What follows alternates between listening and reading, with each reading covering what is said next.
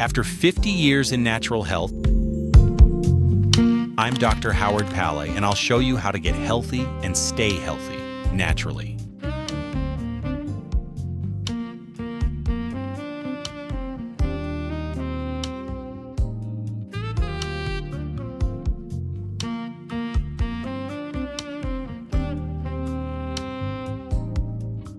Welcome to podcast number 3 of Get Healthy, Stay Healthy Naturally with Dr. Howard Pallay. In this episode, we're going to talk about digestion. This is the beginning point of being healthy.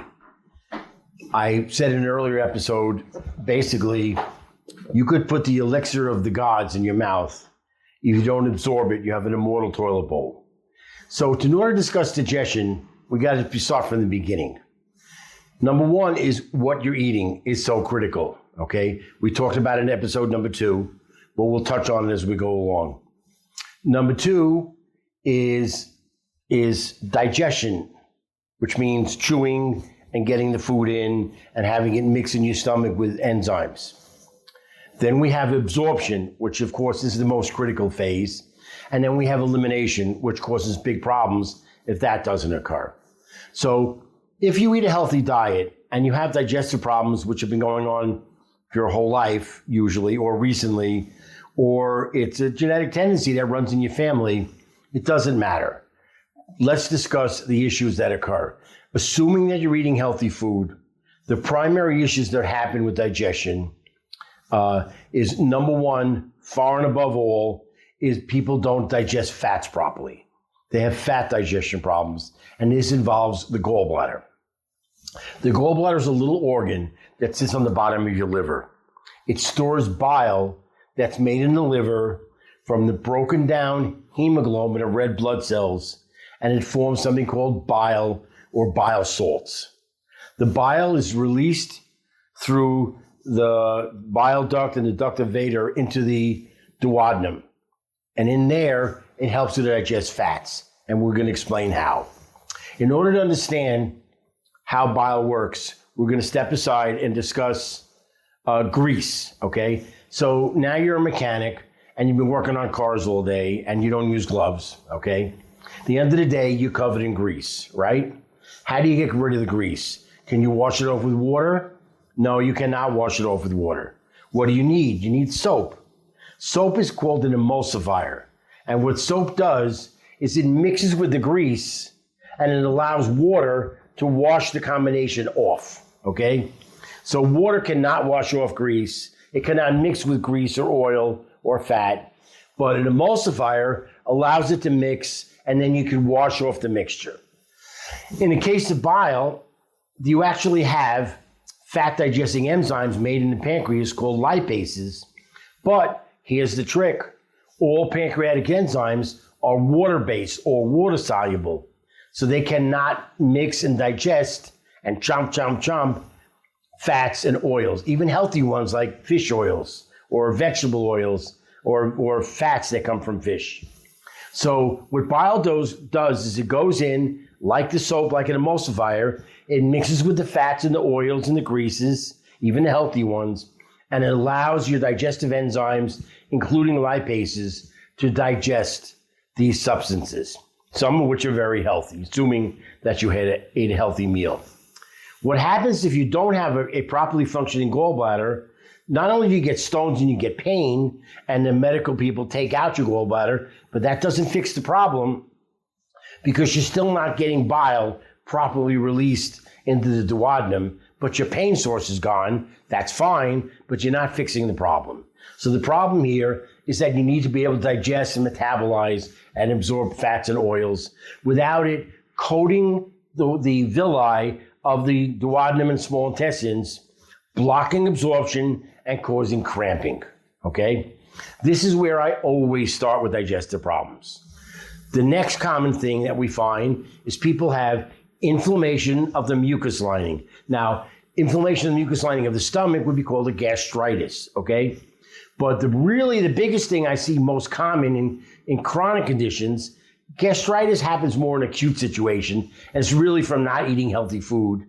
But the biggest problem I find with chronic conditions is inflammation of the mucus lining of the small intestines. You can think of it this way. Food is begun to be digested by enzymes by chewing it up, and it gets mixed with salivary amylase enzymes, which digest some of it, goes into your stomach, it churns almost like a cement mixer without the actual action, and enzymes digest it even more, okay? And then as nutrients are released, they begin to be absorbed through the walls of the duodenum and the small intestines through the villi. Okay, so what happens is when they're not digested, you get cramping, you get bloating, you get spasms, and you actually swell. And people will eat a meal that they don't digest well, and they'll swell up. Later on, it'll go down. But the answer is to not eat, okay? As a matter of fact, if you go to people, if there were famines in Africa, they would have giant bellies. You know why? It's that if you're not eating, your body needs nutrients. It's going to start to digest your own insides, your own stomach and intestines to get any kind of nutrients and treat that like it's food. So the answer is not to not eat. The answer is to eat healthier foods if you're having problems, much healthier food, and then get your body to function better, okay? Finally, you get to the large intestines and your colon, and that's where your body removes the material that you cannot digest and the waste products that you cannot digest and that you don't want, and you absorb back some of the water to form a solid fecal material. You get peristaltic motion, which squeezes it and pushes it along, and then it comes out of your rectum and your anal sphincter, and then it's gone into your toilet bowl, okay? That's a properly functioning digestive tract. So the most common issue is to figure out what's going on. The first step with all digestive patients is a lot of people don't have properly functioning probiotics in their system. The most important probiotic is acidophilus, okay? It's best taken in a supplement. It could be liquid, it could be powdered, it could be chewable. I prefer capsules that come in a special capsule that doesn't digest in the stomach, that it only releases when you get to the intestines, because your stomach enzymes and acids will start breaking down the probiotic and very little will end up in your intestines, which is where you want it. You want the healthy probiotics to inoculate your intestinal tract, small intestines, duodenum, and large intestines, with healthy bacterium that help you synergistically to digest a lot of substances, okay? But there's a number of different probiotics. The main one is acidophilus, okay? Acidophilus is really the key one. All the other ones, the bifiduses and all the other ones, piggyback on it. The dosage for probiotics is not important. You'll see bottles that say 1 billion, 1 million, 3 billion. It doesn't matter that much. It's more a wash that you get an exposure to. It's not about a dosage. Then there's prebiotics, and prebiotics is basically a sugar substrate. So there's really no such thing as prebiotics.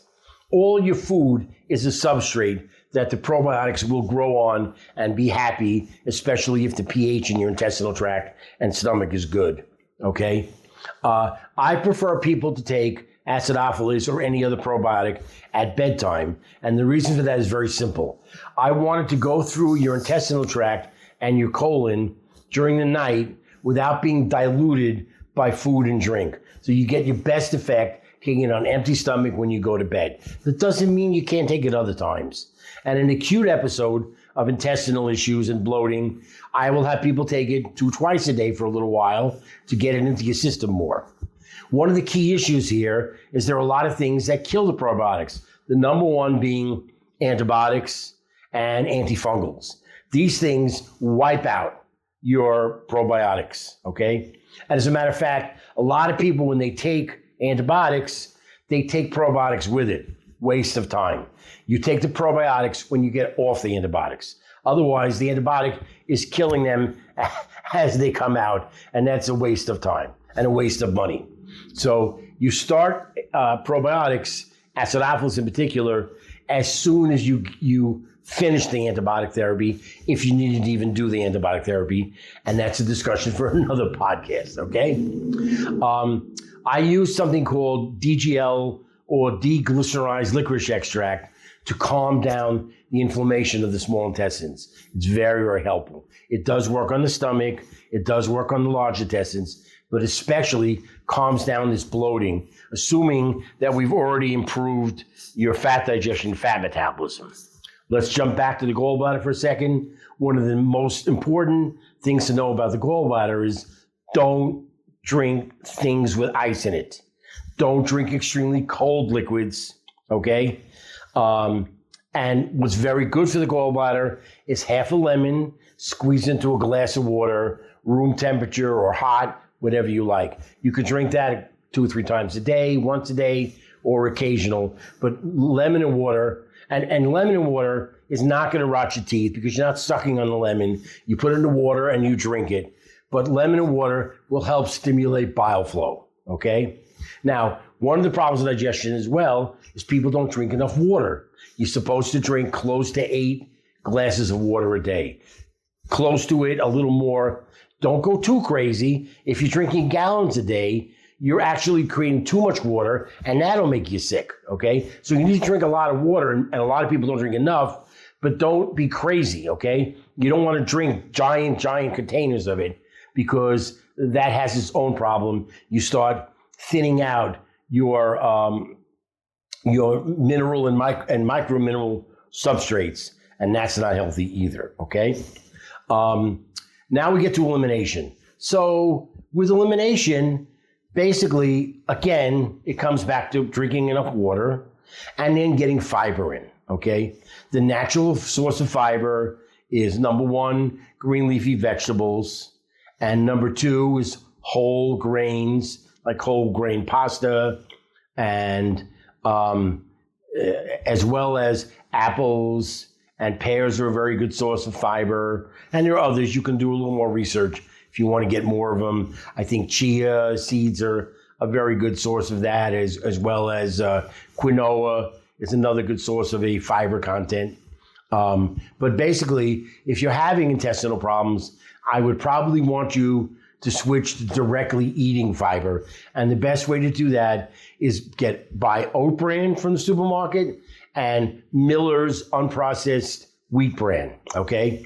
And you take a heaping tablespoon, you could put it into oatmeal, which is very healthy if it's not full of sugar, like the packets are.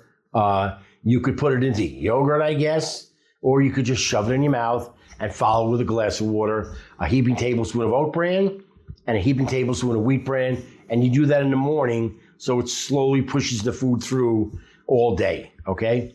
Metamucil is touted as being a great fiber source. It's not really. It's just if you add Metamucil to water, it becomes this gooey, gelatinous thing, and it is a bulking agent, but it's not truly a fiber source that's going to absorb waste products. It's something for your body to squeeze on for your peristaltic contractions of the lower bowel, the large intestines, and the colon. But I don't find it to be a tremendous source of fixing these things long term. Oat bran, wheat bran, and oatmeal is number 1. Or oat bran, wheat bran, just stick it in your mouth and swallow it down with some water. It doesn't really have any taste. It's not the end of the world. But this is the best way to do these things, okay? So that discussed fiber. Let's go back up to the stomach now, because this is kind of interesting. One of the things that happens with the stomach when people have chronic stomach issues, okay, is that where your esophagus goes through the diaphragm muscle, okay, there's a little valve there called the cardiac sphincter. It's anatomically near the heart, had nothing to do with the heart. In older times, they said, oh, it's by the heart, we'll call it the cardiac sphincter. It's not a valve or sphincter that has to do with circulation or blood flow, okay? But what happens is that when you're not digesting one, you're always bloated and it's pushing everything up, the esophagus will get pushed out of position where it goes to the diaphragm. And remember, the diaphragm, you're breathing 14 to 16 to 18 times a minute under normal respiration. And now this valve is not in the right spot and the valve gets scrunched a little bit and it's not blocking the stomach acids, hydrochloric acids that help you digest some things, and enzymes from coming back up and regurging. And that's what they call GERD, is regurgitating up and burning the lower area of the esophagus. Your stomach is specifically made to handle these enzymes and these hydrochloric acids. The esophagus is not. So especially when you lie down, but sometimes when you're standing, you're so bloated by your intestines, your stomach, or both, that it's literally, you're swollen like this, and it's pushing up, and you get this problem. And then you develop a hiatal hernia or a pseudohiatal hernia. But most of them can be fixed by fixing your digestion and taking some supplements that calm down this inflammation. DGL being one of them, some digestive enzymes, plant-based is a very good idea. I used to, when I first started treating digestive patients, occasionally add people extra betaine hydrochloride, but some people, they don't do well with it. So I've really much gotten away with that. That's like a last resort. People are not digesting well. Sometimes we need to change the pH of the digestive tract. And in order to do that, if it's not working enough with the things that we just talked about, sometimes we would do some apple cider vinegar. You start with 1 tablespoon, build up to 2 tablespoons, and a half to full glass of water. It's better diluted. Patients ask me if they can just shove it in their mouth. I tell them it's much better when they dilute it in a half glass. It works better for what we want. And it also cleans and detoxifies the liver, but it also changes your pH a little bit. And that also helps skin problems, which is an episode we'll get to later on. So another issue to talk about here is that, I'm sorry, but I'm not a believer in this pyloric infection that they talk, H. pylori. I believe that they are misunderstanding and misexplaining and misstating this to people. You will get an H. pylori overgrowth when the pH in your digestive tract, your stomach in particular, is wrong, or you're not getting good movement. It's not the other way around. They are telling people, and one day they're going to figure this out and go, oops, we were wrong. I'm telling you, they're wrong. H. pylori overgrowth is because you're not digesting well. It's not H. pylori causes the ulcer and the infection. That's not true. Ulcers are another thing to discuss here. You get ulceration of the walls because the food is not digesting properly, and instead it goes into a anaerobic digestion, and alcohol acids are the byproduct of that, and these undigested foods cause these ulcers. So the proper digestion and the proper flow of your digestive material into the duodenum, small intestines, and then the large intestines and colon and rectum, this flow is what keeps you from getting these ulcers. And the ulcers will heal if you take the right combination of herbs, especially DGL, some probiotics, some digestive enzymes. I have particular formulations that I like particularly, and they will eventually be posted on my website. And you'll also be able to deal with my main distributor and order it hopefully I'm going to arrange a discount and free shipping if you want to try the exact protocols that I put my patients on, where I am most assured of getting the correct response for digestive patients. Digestive issues are so critically important. Not only do they make you feel not well, they affect your overall health. Toxins build up in your body and start poisoning your liver and other parts of you, okay? The bloating causes all these GERD and other issues with reflux, gastric reflux back into the esophagus. If you overeat and you have these issues, you'll actually, sometimes at night when you're lying down, they'll regurge up and go into your mouth, and they can even then go into your station tube and into the top of your lung fields, which is a horrible thing and could cause infections, also cause breathing issues, even where you start choking on it, okay? You can, especially little kids and infants, can choke on it in the middle of the night. So it's important what you eat. You can't just put anything in you. And you can't overeat because you went to your favorite restaurant. You went to your favorite wedding or bar bat mitzvah. You can't eat well for 3 days and then go crazy hog wild for a day or two and eat some horrible meals and overeat the quantity because you're overwhelming the system. Your body won't have enough digestive enzymes and all hell breaks loose and you don't feel well. You have to understand you can enjoy food up to a point, but food is the oil, gasoline that you put in your car to run your engine. It's the food, is the oil and gasoline that fuels your body for energy. You digest this food to have energy, okay? And you get more energy from the carb family, but complex carbs, and that's why you should eat them for breakfast and lunch when you want energy. You don't want to eat carbs for dinner because your metabolism is slowed down, especially if you eat later at night, okay? And all this extra carb, which turns into energy, and we'll talk about that when we talk about sugar, which will be the next podcast. Your body will then store it as fat. Fat is stored energy.